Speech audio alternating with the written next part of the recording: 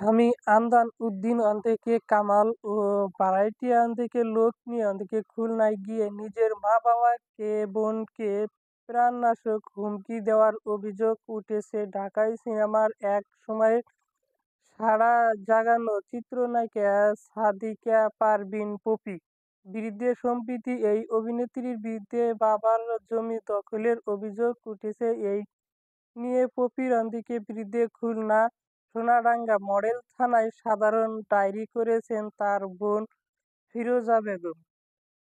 পপির পারিবারিক জমি একইভাবে নিজের দখলে নিতে চান। এই নিয়ে পরিবারের সদস্যদের সঙ্গে তার দ্বন্দ্ব চরমে উঠেছে।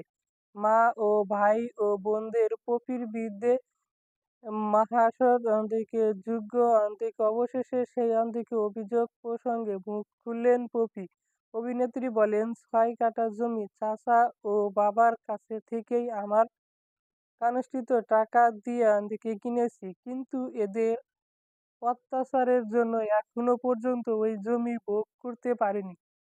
পপির বিরুদ্ধে পেশি শাস্তিপ্রযোগ করে জমি দখল অভিযোগ এনেছে পরিবার। তবে এই অভিযোগ উড়িয়ে দিয়ে নায়িকা বলেন, আমি কেন জমি দখল করব? আমায় একবার বলেছি এই